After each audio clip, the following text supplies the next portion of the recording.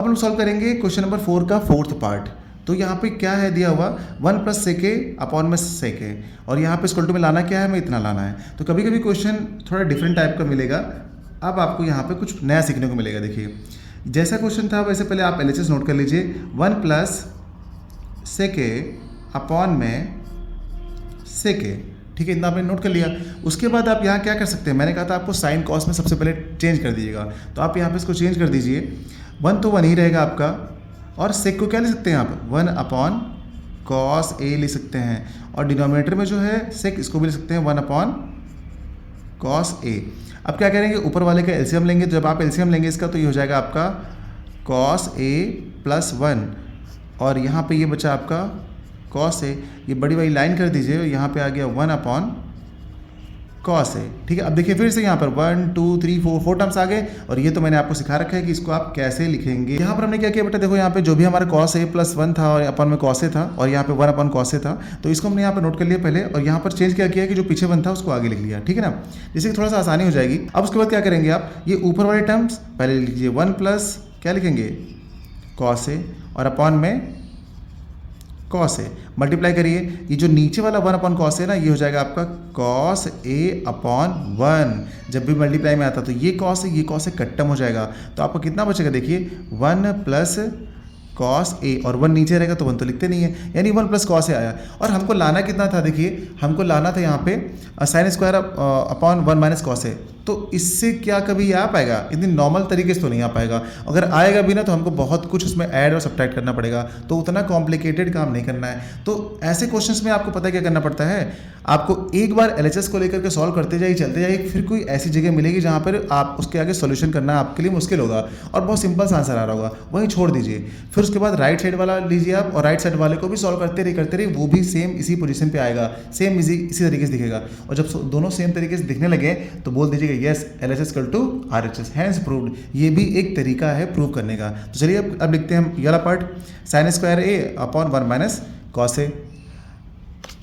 तो यहाँ पे हम लिख लेते हैं RHS को इस बार, RHS, ठीक है ना। तो हमारा कितना है RHS, साइन स्क्वायर ए अपॉन 1 माइनस कॉस ए।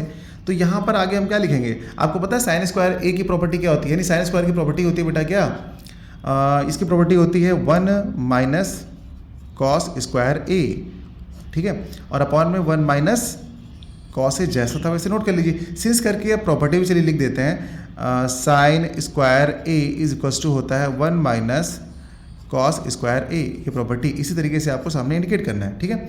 अच्छा 1 जो है ना, 1 का क्या हम स्क्वायर कर लें तो कोई प्रॉब्लम होगी, अगर 1 है तो 1 को हम स्क्वायर करके भी लिख सकते हैं। तो लगा दिया हमने स्क्वायर अपनी मर्जी से, ठीक है, और आगे वाला जैसा था उसको चुपचाप वैसे ही नोट कर लिया। ऐसा क्यों किया हम लोगों ने, देखिए पता चलेगा। अच्छा ए स्क्वायर माइनस बी स्क्वायर सभी बच्चों को पता होगा, बस इसीलिए किया है ताकि आप यहाँ पर एक बार A square minus B square property apply कर पाएँ। जब आप अप्लाई करेंगे तो यहाँ क्या आएगा, एक बार आएगा 1 प्लस कॉस ए, और एक बार आ जाएगा आपका 1 माइनस कॉस ए, और डिनोमिनेटर में जैसा था आप उसको वैसे ही नोट कर दीजिएगा, डिनोमिनेटर वाला तो वैसे ही नोट कर दीजिएगा।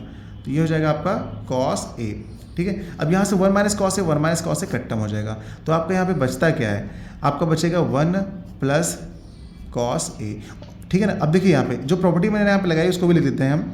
यहाँ पे हमने प्रॉपर्टी अप्लाई करी है A square minus B square is equals to A plus B, और ब्रैकेट में ए माइनस बी, ये प्रॉपर्टी अप्लाई करी है। तो इसको यहाँ पे हम लोगों ने लिख भी लिया है ना। अब देखिए ध्यान से, ये RHS आपको कितना आ रहा है 1 प्लस कॉस है, और हमारा LHS कितना आया था, LHS भी आया था अपना 1 प्लस कॉस है। क्या ये दोनों सेम नहीं आ गए, अगर दोनों सेम आ गए हैं तो लास्ट में हम लोग लिख देंगे hence LHS is equals to RHS, बस प्रूफ हो गया। आपको इतना ही करना है इसमें।